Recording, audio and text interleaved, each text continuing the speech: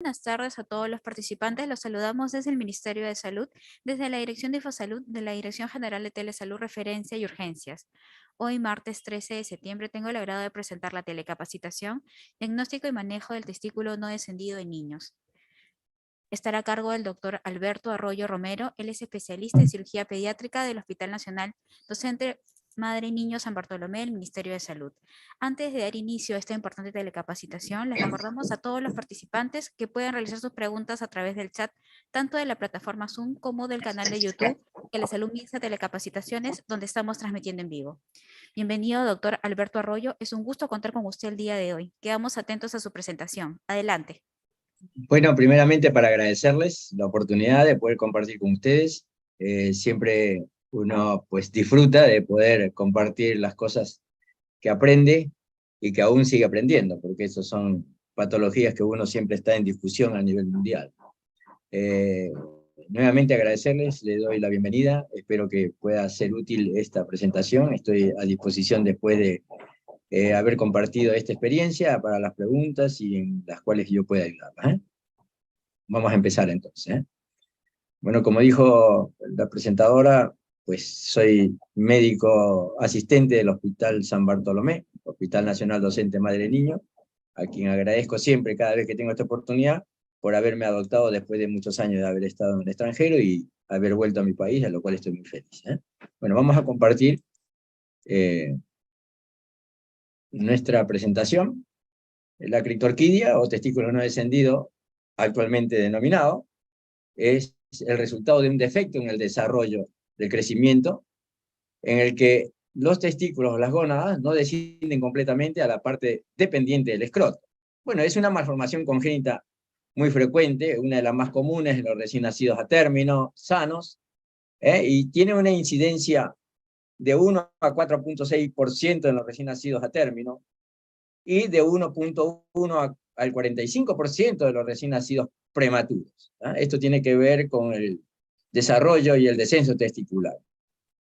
En cuanto a la estadística de la alteración, en cuanto a las dos gónadas, la unilateralidad nos ocupa el 68% de los casos, la bilateralidad, el 32% de los casos, es más frecuente del lado derecho que del lado izquierdo, como ven en los porcentuales, y dentro de la clasificación actual, el 80% es testículos palpables y el 20% de testículos no descendidos no palpables.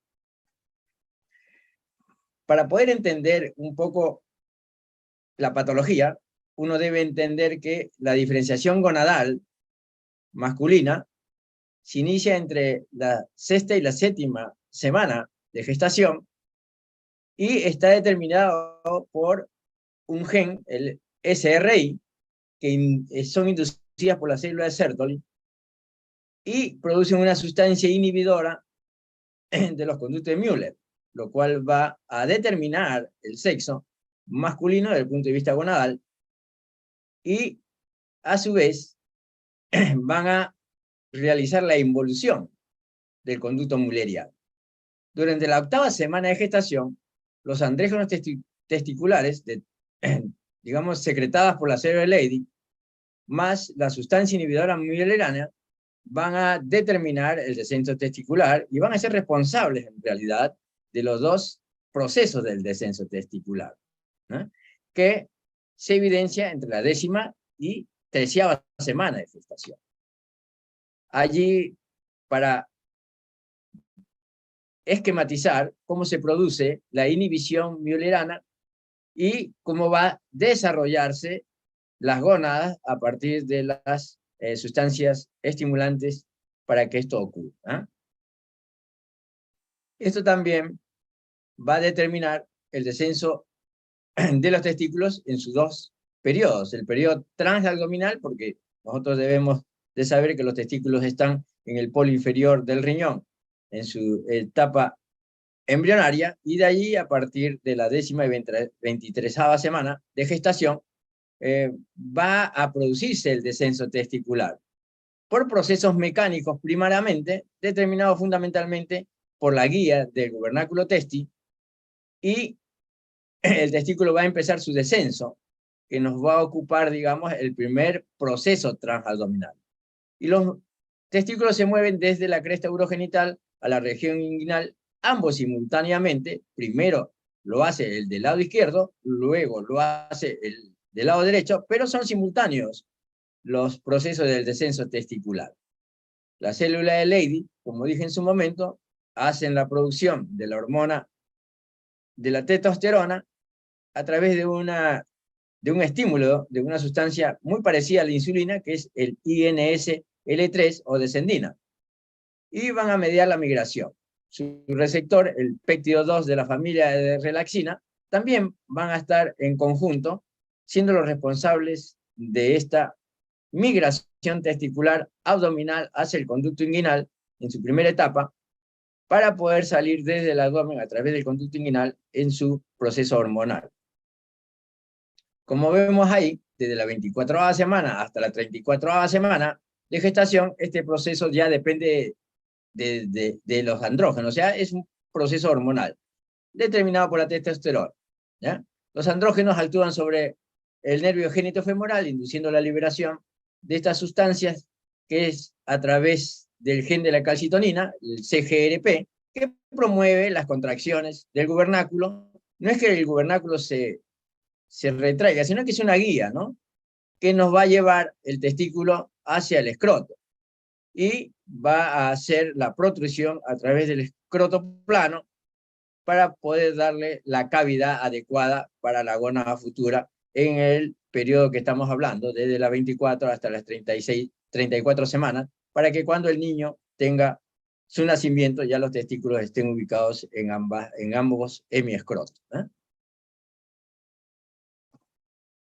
Ahí vemos esquemáticamente cómo se produce en la primera imagen, en la A y B, el proceso intraabdominal, que está mediado por varios factores. Estoy siendo más o menos simple. También está, se ha establecido teoría sobre la presión abdominal, pero eso está un poco en duda. Fundamentalmente estamos hablando sobre la guía del gubernáculo, que va a llevar el testículo hacia el anillo inguinal superficial, para ahí llevarlo a través del proceso vaginal hacia el escroto.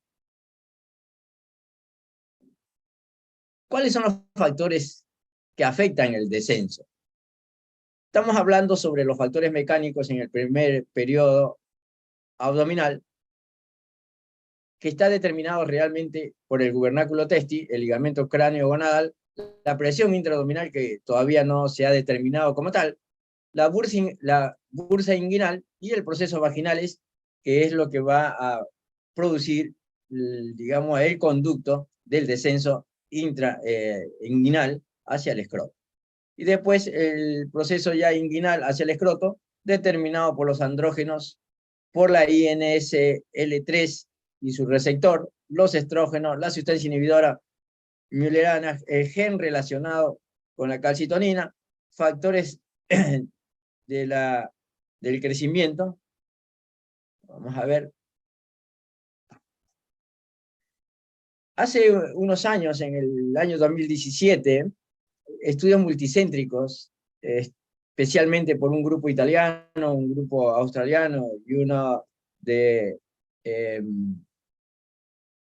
Nueva Zelanda, específicamente, estudiaron 8 factores de riesgo para el descenso testicular o el mal descenso testicular, que se llamaba criptorquidia.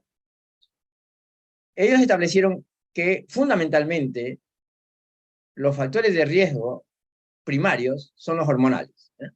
Los estrógenos, los andrógenos, la gonadotrofina coriónica por la placenta y la hormona de la insulina.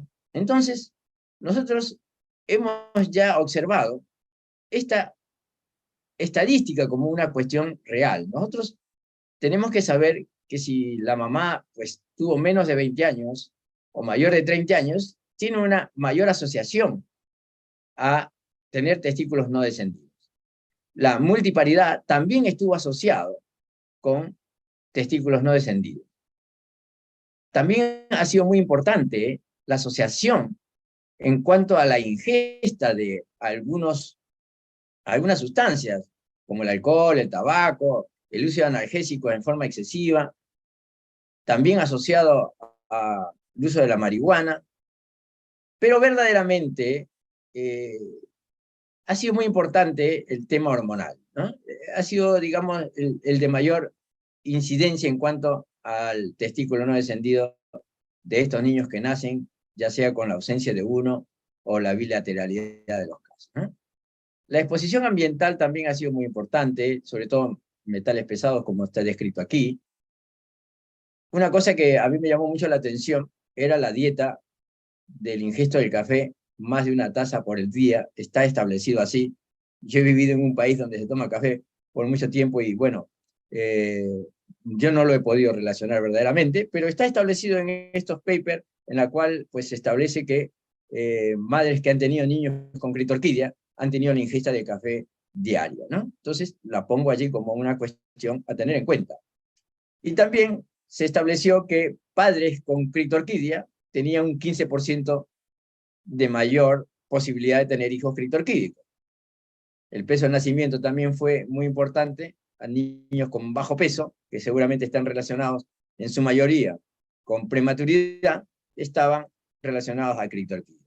Y una de las cosas fundamentales es que es más frecuente en la raza caucásica, por lo cual nosotros que somos mestizos tenemos menos posibilidad de tener critorquidia. Bueno, la clasificación, que es en realidad algo que yo quiero ocuparme, se ha establecido ya hace unos años, desde los años 2017, 2018, a una clasificación ya tremendamente esquemática eh, sobre la clasificación para los testículos no descendidos. Dos grupos importantes: el grupo de los testículos que se palpan pero que no están en el escroto como corresponde, y aquellos pacientes que nos consultan y los testículos no los podemos palpar, ya sea unilateral o bilateral. Sobre los testículos palpables, nosotros lo podemos encontrar en el conducto inguinal, aquellos testículos que no están en ningún lugar del descenso habitual, que se llama ectopía testicular, ya le voy a mostrar una imagen, y aquellos testículos que no están en la bolsa, pero que tienen la bolsa desarrollada, lo cual implica que el testículo estuvo allí, pero cuando uno los va a palpar no los encuentra y en algún momento, en alguna inspección del conducto inguinal, los ubica y los puede descender al escroto. Esos testículos son los testículos retráctiles, lo cual no es o sea, no es del patrimonio clínico. Y sobre los testículos no palpables, hay testículos que en algún momento estuvieron en el conducto inguinal, pero han sufrido alguna atrofia importante o han sufrido un problema vascular y han sido reemplazados por tejido estromal y que uno no los puede palpar. Aquellos testículos no palpables que probablemente estén dentro de la cavidad abdominal o fuera de la cavidad abdominal, ya sea suprapúbico, en la fase femoral, o en algunos casos en la zona perineal, bueno, son los testículos que uno lo va a examinar y dice, bueno, no está. Sigue el trayecto del descenso testicular y no los encuentra, pero si uno tiene un estudio muy pormenorizado, que ya voy a ver en la imagen siguiente, ustedes van a poder encontrarlo, y eso se llama testículo ectópico no palpable en la región habitual. Y los testículos propiamente dichos no palpables, que están dentro de la cavidad abdominal y que no nos permite el acceso al examen físico, solamente a través de un procedimiento que ya le voy a hablar. Y dentro de esos testículos intraabdominales tenemos el testículo ausente, ya sea por agenesia testicular o aquel paciente que tuvo el vanish testi, o sea, una involución, ya sea por un trastorno vascular, que hizo desaparecer el tejido propiamente dicho y fue reemplazado por estroma. Esta clasificación fue discutida en las diferentes guías de las diferentes asociaciones para poder determinar, como les dije, esta clasificación clara, concreta y agrupados en dos grandes grupos, que es el testículo palpable no descendido y el testículo no palpable, por supuesto, no descendido.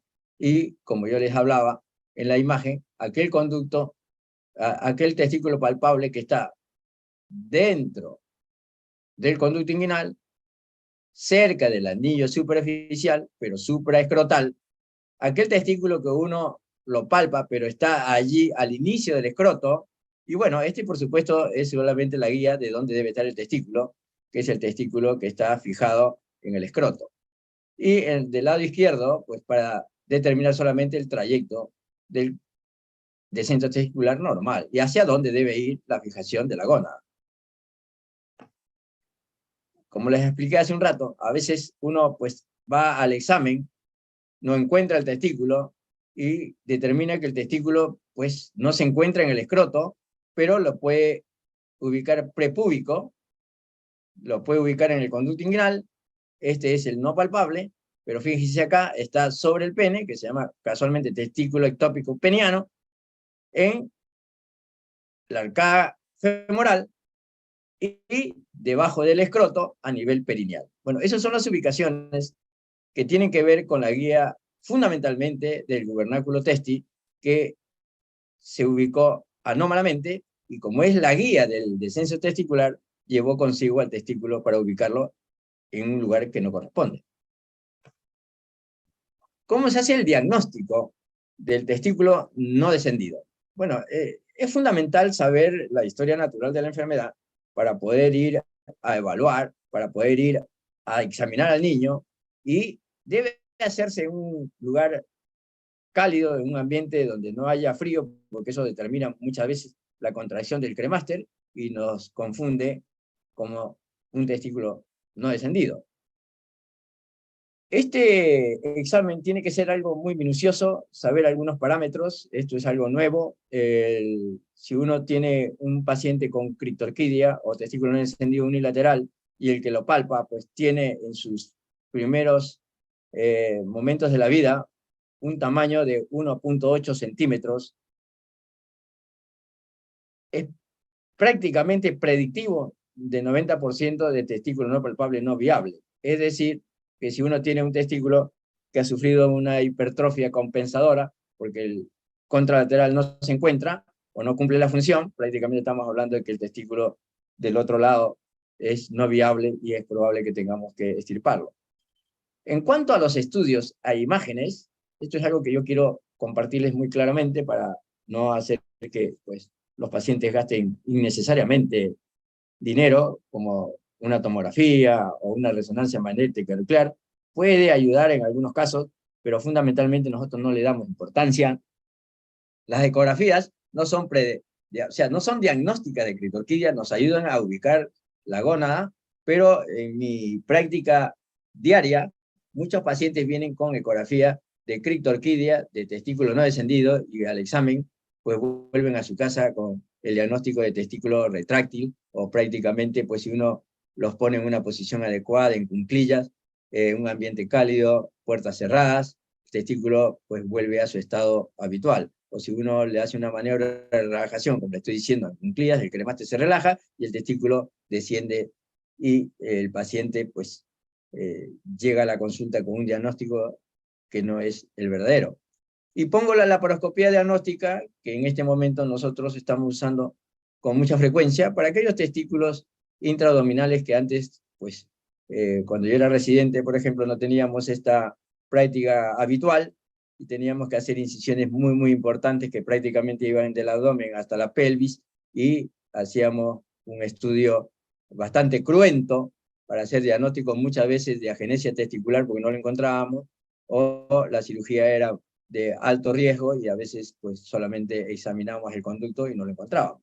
Entonces la laparoscopía nos ha resuelto esta situación con un procedimiento mínimamente invasivo que verdaderamente es muy útil para nosotros en cuanto a los testículos no descendidos. Yo quiero decirles que si pues quieren que haga un momentito para alguna pregunta o algo, pues pueden hacerlo, yo encantado de darle la oportunidad y después continuar. Sí, doctor, hasta el momento no tenemos preguntas de repente al término de su presentación. Bueno, perfecto. Muchas ¿Cuál es gracias. cuál es el tratamiento? O sea, ¿cuál es el objetivo en realidad del tratamiento del testículo no descendido? Muchos niños nos han llegado a la consulta con una edad avanzada. Muchos niños probablemente llegan a la adultez, como en algunos casos aquí nos ha ocurrido, ¿no? Pacientes de 17, 18 años que vienen prácticamente, que son patrimonio de la orquiectomía directamente, ¿no? Entonces, los objetivos primarios del diagnóstico y el tratamiento del testículo no descendido fundamentalmente es mejorar la fertilidad. Si bien no hay un gran porcentaje de infertilidad, pero siempre es bueno pues contar con las dos gónadas, ¿no? Que es verdaderamente importante para la fecundidad. Entonces, como objetivo primario es mejorar la fertilidad en este niño a futuro. Preservar la producción de la testosterona, por lo cual es muy importante hacer el descenso de la gónada antes de los 18 meses, como van a ver una imagen posterior. Reducir el riesgo de cáncer, yo no lo he visto porque estoy dedicado a la niñez. Esta clase de enfermedades siempre ocurren después de los 20 a 40 años, es el alto porcentaje. No significa que no haya seminomas en la etapa de la infancia, pero son muy infrecuentes. De todas maneras, nos ocupa la patología del descenso, del mal descenso testicular relacionado al cáncer, y existe un 0,2%, sobre todo de seminomas, pero que lo ven los urólogos de adulto. Nosotros no lo podemos ver, solamente la bibliografía nos dice que hay que tener cuidado en cuanto al testículo no descendido, para que el número de cánceres menores disminuyan si nosotros hacemos un tratamiento adecuado del testículo no descendido, sobre todo aquel no palpable que verdaderamente uno tiene que ir a remover. Y el riesgo de hernia inguinal, torsión testicular mal fijado, trauma y malestar psicológico de aquel niño que ya es infante, que los compañeros pues le observan y ven que el escroto no es como el de ellos, y bueno, el niño sufre alguna alteración psicológica, el mismo examen físico de ellos, observar que tienen uno, pues crea algún trastorno psicológico. Hemos mandado a algunos niños a salud mental para poder ayudarlos, y verdaderamente pues hay que tener también esto muy, muy en cuenta. Y los objetivos secundarios, bueno, reponer el testículo del escroto sin atrofia, tratar de conservar la gónada lo más pronto posible, que no sufran la alteración del calor, que no sufran, digamos, el trastorno del cambio de las células específicas a células de estroma no funcional. Entonces, pues, es uno de los objetivos. La apariencia del escroto normal en relación a lo que habíamos visto en el cuarto número anterior, sobre los trastornos psicológicos, y distinguir sobre todo aquellos testículos no descendidos que deben ser quirúrgicos de aquellos testículos retráctiles que no son para nada patrimonio de la cirugía. Las alteraciones de la fertilidad pues, se han descrito en un 33% de los casos unilaterales y un 60% de aquellos que son bilaterales y que no fueron resueltos. Por supuesto, esto es algo muy, muy importante a tener en cuenta. Esto que le estoy hablando es un tema que siempre nos preocupó a los urólogos pediatras, sobre aquellos testículos que uno no encontraba, y hoy, gracias a la laparoscopía, tenemos pues, un alto porcentual de determinarlos, de encontrarlos, inclusive de ir a investigar. Ya le voy a hacer algún comentario en unas imágenes que le voy a mostrar, pero fundamentalmente decirles que si uno no hace un diagnóstico adecuado de un testículo no descendido, pero que lo tiene el niño dentro de la cavidad o en el conducto inguinal que involucionó, y hay restos, pues pueden ir al desarrollo de una malformación con una neoplasia, fundamentalmente seminomas, que surgen a partir de las células germinales mutadas, ¿no? Bueno, dentro del tratamiento médico para los testículos no descendidos, existe simplemente la gonadotrofina coriónica y el GnRH o LHRH exógena. Nosotros fundamentalmente no lo hacemos en el hospital porque, gracias a Dios, tenemos un departamento de endocrinología que se encargan de todos estos tratamientos, pero aquí está muy claramente cuál es la característica. Yo en la parte privada hago gonadotrofina coriónica, tengo un esquema como el que está en el último párrafo, que van a aplicaciones de 2.500, yo hago 5.000, hasta las 10.000 unidades internacionales, dependiendo del resultado progresivo. Yo hago inyecciones de 500 unidades internacionales cada 5 días, que es el tiempo que tarda la hormona en nuestro organismo. Hago 10 inyectables, como les digo, cada 5 días, y voy viendo la evolución. Cuando el testículo está en su lugar, freno el proceso, y si no, completo el tratamiento. La eficacia total del tratamiento hormonal es menor del 20%, por supuesto, pero hay que intentarlo, y fundamentalmente depende del lugar donde se encuentra. Si es intraabdominal, no lo hago, por supuesto, porque no está indicado, solamente para hacerle un desarrollo trófico y encontrarlo laparoscópicamente. Por lo tanto, la cirugía sigue siendo, por supuesto, la opción adecuada para el descenso testicular. Es muy útil examinar al niño después de la inyección anestésica, porque muchas veces el reflejo cremastérico es muy, muy importante. El niño está muy nervioso, no permite la palpación, a veces es dolorosa la misma, y a veces uno no la encuentra porque pues, está en el conducto inguinal profundo, la contracción del músculo superficial tampoco no. Por eso es importante tener paciencia, hacer lo que el niño se relaje, que se siente. Acá estoy hablando en realidad del previo, ¿no? Pero la inducción anestésica también nosotros tomamos la precaución de revisarlo bajo el efecto anestésico, donde ya los músculos están relajados. Muchos pacientes que han tenido pipitesti, que es el testículo que entra y sale del conducto inguinal hacia el abdomen, lo hemos tenido que operar por vía convencional. Y aquellos que verdaderamente no lo encontramos después del examen en la cama quirúrgica, sí le hacemos un estudio laparoscópico para poder descenderlo. Bueno, fundamentalmente en los testículos palpables, que es el 80%, gracias a Dios, hacemos una orquidopexia estándar en nuestro hospital, que es movilizar el testículo, ya sea que esté cerca del conducto inguinal superficial, en el límite del escroto y la pelvis. Hacemos una incisión inguinal en todos los casos, después le hacemos una casa, digo yo, o su nuevo hábitat en el escroto correspondiente. Esa es la técnica que usamos, es la orquidopecia estándar, una incisión inguinal. Liberamos la gónada del vernáculo anómalamente insertado, y en la última imagen, donde está mi cursor, le hemos hecho una incisión al escroto y lo ubicamos en su nuevo hábitat, en el hemiescroto homolateral de la incisión.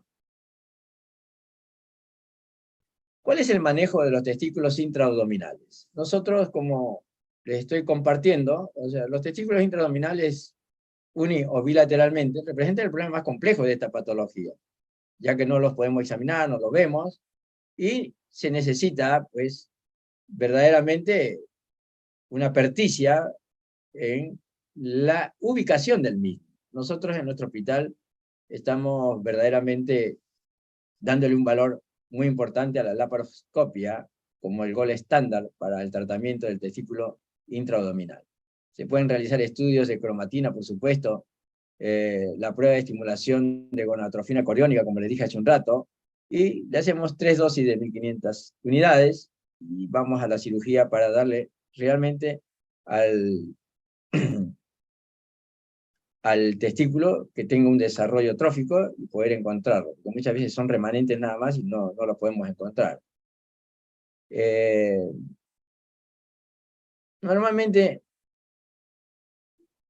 digamos, no le hacemos insumos hormonales a testículos palpables que uno los ha palpado. Yo no hago tratamiento con testosterona en el paciente que ya lo he ubicado. Es un consenso que hace muchos años lo hemos hecho y no le damos importancia. No tratamos hormonalmente los testículos no descendidos. Como le dije hace un rato, la cirugía es el tratamiento adecuado, ¿no? No hacemos hormonoterapia como terapéutica para el descenso testicular. Hacemos hormonoterapia para el trofismo, para ir a ubicar los testículos que no hemos palpado. Y verdaderamente la ecografía, la tomografía y la resonancia magnética nuclear no lo usamos como rutina tampoco. La ecografía sí, para poder evaluar algunos testículos que son de pequeño desarrollo, que ecográficamente el especialista con perticia nos puede ubicar que puede estar en el conducto inguinal. Y los manejos de los testículos intraabdominales, pues simplemente son patrimonio de la laparoscopía, y las ventajas son, bueno, que uno puede evaluar si el testículo ha sido desarrollado o no. Ya le voy a mostrar algunas imágenes del procedimiento intraquirúrgico, y nos da la visión amplificada de la vasculatura, ¿no? Uno puede seguir desde el polo inferior del riñón, del lado izquierdo, del lado derecho un poco más difícil, pero podemos evaluar todo el trayecto que uno conoce del deseo testicular con una magnificación de la laparoscopía y, por supuesto, una menor morbilidad. Son pacientes que llegan a nuestro hospital, al otro día se van a su casa. Si es un diagnóstico de una anorquia, prácticamente a las 6 horas está volviendo a su hogar. Entonces, la laparoscopía para nosotros en el tratamiento del testículo no descendido no palpable es el golo estándar y lo hemos puesto como tal en nuestro hospital, en nuestro servicio. Bueno, aquí están las características sobre cómo establecer, ¿no? El examen laparoscópico de los testículos. Ya lo voy a mostrar en imágenes mejor para no tener mucho que leer. Ahí tenemos, esto es una imagen laparoscópica. En la imagen de la izquierda vemos el testículo que está dentro del abdomen, lo hemos identificado y procedemos a la cirugía de la orquidopexia laparoscópica. Con el mismo fundamento, por supuesto, ¿no? De llevar la gona a través del conducto, a través de otros conductos que ya sabemos que son mucho más rectos, hacia el hemiscroto homolateral del testículo que estamos operando. Y en la imagen derecha, de aquel testículo que nunca se desarrolló porque los vasos espermáticos terminan y el deferente no llega a ingresar al conducto deferente, como en el caso del lado izquierdo, ¿no? Que van a su conducto. Entonces, esto es para nosotros muy importante. Tenemos, gracias a Dios, en nuestro hospital un servicio de anestesia que nos permite hacer estudio laparoscópico en niños de 6 meses con mucha facilidad. Y bueno, sabemos que la laparoscopía hoy en el mundo son de primera instancia, son tratamientos mínimamente invasivos y que estamos tratando de replicar en nuestro hospital. Este es un algoritmo prácticamente para decirle que nosotros a los testículos palpables del lado izquierdo lo manejamos de esta manera. Acá está la edad que nosotros tenemos como límite para las cirugías, los 18 meses, pero empezamos a operar a nuestros niños cada vez de menor edad, desde los 6 a los 18 meses, estamos practicando la orquidopexia para aquellos testículos no descendidos y palpables. ¿Ah? Si es bilateral, después de los 6 meses empezamos la terapéutica directamente. Yo no hago orquidopexia bilateral, me siento más cómodo hacerlo uno por vez, porque a veces uno puede tener algún inconveniente quirúrgico, y prefiero primero dejar uno en el lugar que corresponde e ir más tranquilo al siguiente, y opero el que tiene más descenso para poder ocuparme en segunda instancia al más lejos del escroto. Y de los testículos no descendidos, acá tenemos el algoritmo. Aquellos testículos unilaterales no descendidos después de la pubertad, hacemos orquidectomía, pero fundamentalmente esto es lo que yo quiero aclarar. Los testículos unilateral no palpables o en ascensor, si no hay laparoscopía, lo exploramos por vía inguinal. Si hay laparoscopía, hacemos prácticamente el tratamiento laparoscópico, ubicamos si es un testículo viable en una primera instancia, o si el testículo está muy tenso, muy arriba, cerca del riñón, hacemos Stephen Fowler en 1 o en 2 tiempos, dependiendo de cómo veamos los vasos al momento de traccionar. Verdaderamente, nosotros queremos que sepan que nosotros tenemos ya un orden para tratamiento de los testículos no descendidos. No vamos más de los 18 meses, nos han llegado muchos pacientes con mayor edad, inmediatamente lo ingresamos en un proceso no de emergencia, sino de urgencia, tratamos de priorizarlo y hacemos la orquidopexia convencional si son palpables, o la laparoscopia si no son palpables. Acá también lo que verdaderamente hacen todas las asociaciones, no hay discusión en que un testículo tiene que ser descendido entre los 6 y los 18 meses, ninguna de las asociaciones hacemos hormonoterapia para el testículo testicular, y sí, en cuanto a los remanentes testiculares, todas las asociaciones establecen que hay que irlos a buscar para disminuir a cero las enfermedades oncológicas a futuro. En conclusión, quiero decirles que los recién nacidos deben ser evaluados por los neonatólogos y los pediatras para definir si los testículos están o no en las bolsas. El niño con criptoquía unilateral y bilateral aislada o asociados a otros trastornos del desarrollo sexual deben ser evaluadas en forma temprana, tanto anatómicamente como funcionalmente, por un médico experto. Tenemos especialistas en endocrinología, de genética y urología en nuestro hospital, así que nos encargamos con precocidad de estos pacientes. El tratamiento debe diferirse de 6 a 12 meses, o 18 meses como era estable, sí, pero no más de ello, ¿no? Tratamiento con gonadotrofina corónica, pues yo lo uso solamente para el trofismo de aquellos no palpables, no es tratamiento para el descenso testicular en ninguno de los casos. La corrección quirúrgica antes de los 8 meses es recomendable por todas las asociaciones, y la utilización de gonadotrofina previa a la cirugía es solamente para facilitar el acto quirúrgico y no está indicada como tratamiento para el descenso. El seguimiento de los niños con alteraciones del descenso testicular, con especial énfasis en la reevaluación del volumen y funcional hormonal, debe ser realizada por pediatras endocrinólogos. Normalmente nosotros lo tenemos 2 años en seguimiento, y aquellos que tienen trastornos de crecimiento, pues continúan con nosotros durante toda la infancia. Esto es muy importante cuando ustedes tengan un niño que el escroto no ha sido desarrollado. Estamos hablando de testículo palpable, no palpable bilateral. Este es un paciente con plumbolia, aquellos que verdaderamente tienen en todos los casos testículos no descendidos bilaterales, le hacemos el descenso laparoscópico. Y bueno, vemos aquí cómo le hemos descendido por laparoscopía a la gónada, está ya en el escroto. La bibliografía que he utilizado para esta charla fundamentalmente es el Campbell, Técnica Quirúrgica de Urología de Novik, Clínica Pediátrica Urológica de Kelalis, y Gerard, la cirugía pediátrica urológica. Bueno, este es mi compañero de los últimos años, es mi hijo, que es médico como yo. Este es nuestra consulta. Nuestro hospital es un hospital docente.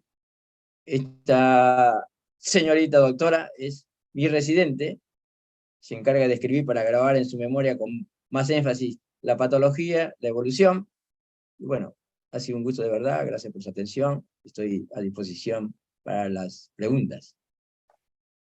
Muchas gracias a usted, doctor Alberto Arroyo Romero. Muchas gracias por toda esta excelente información que nos ha brindado. Tenemos algunas preguntas que nos han realizado los participantes. Aquí tenemos una pregunta en el chat. Bueno, si bien lo mencionó durante su presentación, nos preguntan la consulta, ¿no? En un niño que nace y no veo el testículo, ¿esto es normal? ¿Debo esperar hasta los 18 meses para esperar a palparlos? En realidad, 18 meses es el límite. Nuestros niños aquí en Perú y en el mundo tienen una consulta pediátrica mensual donde las gonas son importantes. Podemos iniciar los estudios ecográficos para ver si lo encuentran dentro de del trayecto habitual, ¿no? Que nos permite usar el ecógrafo, sea el conducto inguinal, sea la región supraescrotal. En algunos casos, con un ecografista experto, muchas veces nos dicen, sí, observo intraabdominal, pero no es lo habitual. No debo esperar hasta los 18 meses para determinar si el testículo está o no. Ya les dije, pacientes con testículos no palpables. Bilateralmente a los 6 meses inicio el procedimiento prequirúrgico para ir a ubicarlos laparoscópicamente si están, o determinar si tuvo desarrollo testicular o no. Y en el unilateral esperamos hasta el año, hasta los 12 meses, pero no más de los 18 meses. No es que nace sin testículo y espera los 18 meses para operarlo. Si es bilateral, 6 meses, laparoscopía. Diagnóstica y terapéutica, si es factible. 12 meses si es unilateral, y a los 18 meses todos los testículos de los niños tienen que ser descendidos, ya sea los intraabdominal no palpables o los palpables. Pero no puede pasar esa edad, porque ya sabemos con suficiencia científica que los testículos sufren de los 18 meses daños irreparables. Entonces, hay que tener muy en cuenta eso. El Hospital San Bartolomé está los 12 meses del año abierto. Quien le habla, pues atiende todas las semanas, y gustoso pues de poder ayudarlos. También se puede hacer teleconsulta. Si ustedes permiten, le puedo dar mi celular. Pueden llamarme ante alguna duda o algo, pues encantado. Muchísimas gracias, doctor, por su respuesta. Nos preguntan también si se podría indicar gonadotrofina coriónica humana en la fase prequirúrgica para mejorar los resultados de la cirugía. Sí, más que todo, o sea, no, la gonadotrofina coriónica no nos va a permitir el descenso testicular, como lo he establecido en las diferentes imágenes. La gonadotrofina sirve para aumentar el trofismo, ¿no?, del testículo y ver si lo encontramos con mayor facilidad. También establece una relajación del músculo cremastérico, que seguramente es atrófico, porque está dentro del abdomen, pero además también relaja el gubernáculo testi. Entonces, creo que es simplemente para atrofismo. Yo lo he usado no con frecuencia, muy pocas veces, sobre todo en aquellos que son bilateral. Pero sí nos ayuda a reconocer intraquirúrgicamente, sobre todo aquellos testículos no descendidos. Pero no uso gonadotrofina corónica ni ninguna otra hormonoterapia, aquellos testículos que yo lo he palpado. Porque como les digo, no es de terapéutica para el descenso, simplemente para el trofismo, aquel testículo que no he palpado, y que yo tengo dudas de que puede estar atrófico o sufrió alguna alteración y hay un remanente, entonces una atrofina coriónica para ver si puedo estimular un poco y aumentar el tamaño. Que como dije en su momento, pues, produce solamente un 20%, tampoco es, digamos, que le voy a ayudar al crecimiento en forma importante. Un 20% nos puede ayudar a ir a identificar. Muchas gracias, doctor, por la aclaración. Nos preguntan también, bueno, en el caso del testículo no descendido, ¿qué exámenes auxiliares se pueden indicar para descartar otras patologías? Como por ejemplo, ¿qué? Mm, Prumbelli, como por ejemplo trastornos del desarrollo sexual, que tienen asociaciones, hipospadias, que tienen asociaciones de clitorquidia, ¿no? El testículo se evalúa con el examen físico, fundamentalmente, y una ecografía que nos puede ayudar a decir algo que yo no pude ver. Pero fundamentalmente es el examen físico el que a mí me va a determinar si el paciente es clitorquídico o no. Porque el testículo tiene que estar fuera de nuestro cuerpo, en las gónadas. O sea, no en nuestro cuerpo, sino fuera de nuestro abdomen, en el escroto, que es el lugar habitual. Pero un estudio específico. Yo en su momento, cuando era residente, pues usábamos resonancia magnética nuclear y todo lo demás, y hoy sabemos que no nos ayuda. En algunos casos hasta nos confunde, porque imagen sugestiva de tal cosa, resulta que era un ganglio, ¿no? Entonces, no hay una especificidad para el testículo no descendido, desde el punto de vista de un diagnóstico, de una ayuda al diagnóstico. Las ecografías, como les vuelvo a repetir, solamente son útiles para intentar ubicarlo, ¿ya? Pero si un paciente, más de una vez nos pasa en la consulta, que vienen con ecografía y los padres dicen, mire la ecografía, doctor, tiene clitorquidia. Entonces yo le digo, no se preocupe, ya voy a leer la ecografía, lo examino y el testículo está, ¿no? ¿Quiénes hacen las ecografías? Los radiólogos, que son muy útiles para nosotros, son colegas a quienes yo respeto muchísimo. Pero ellos hacen diagnóstico ecográfico de clitorquidia o testículo no descendido. Y la ecografía no es para hacer diagnóstico, es para informar que el testículo no está en el lugar que corresponde, ¿ya? Pero más de una vez ese testículo desciende. Acá lo más importante es el examen físico. Si yo tengo el hemiescroto desarrollado, tengo que pensar que ese testículo estuvo alguna vez ahí. Si estamos en invierno, por supuesto, seguramente que el frío hizo que se contraiga el cremáster y está arriba, pero lo vamos a encontrar. Más de una vez, y esto que hago énfasis porque nos llegan a nosotros más o menos un 20% de la estadística de la consulta pediátrica de testículo no descendido. Muchos pacientes de 24 consultas que yo hago los viernes a la tarde, seguramente que unas 5 o 6 son de testículo no descendido ecográficamente establecido. De esos 6, uno es probable que yo encuentre clitorquidia, el resto se va a su casa, porque yo he hecho el examen y he encontrado el testículo y lo he podido descender. Entonces, bueno, hay que ser muy cauto en cuanto a eso. No estoy despreciando la ecografía para nada, simplemente no darle el valor de clitorquidia. O sea, vayan, examinen a su paciente, denle el tiempo necesario, ambiente cálido, calor, no usen manos frías, caliéntensela antes, porque eso también es importante. Y la palpación tiene que ser suave, porque más de una vez el niño, cuando uno lo va a tocar, pues le molesta el testículo, a quien no le duele el testículo cuando lo palpan. Entonces hay que ser cauteloso. Para mí eso es algo muy, muy importante, ¿eh? Muchísimas gracias, doctor Arroyo, por la respuesta. Y finalmente nos preguntan sobre el pronóstico y cómo es el seguimiento con respecto a complicaciones como torsión testicular, infertilidad y cáncer. Bueno, la torsión testicular es otra patología, pero que tiene que ver con el testículo no descendido. Aquellos testículos descendidos que no han sido fijados porque el gubernáculo es muy laxo, todo lo demás, seguramente si es intraútero van a ir a la involución. Esos testículos que han sufrido el Benchtesti hay que sacarlos, porque el cáncer, como le dije hace un rato, si bien es el 0,2%, pues hay que sacarlo, porque el seminoma sabemos que existe, pero aquellos pacientes que ya han superado la infancia y la pubertad, estamos hablando de 20 a 40 años, que es la mayor estadística de pacientes que han desarrollado seminoma, por testículos que sufrieron su involución o que se torcieron y no los pudimos sacar, intraútero. Entonces, sabemos que el pronóstico es factible de tener una neoformación.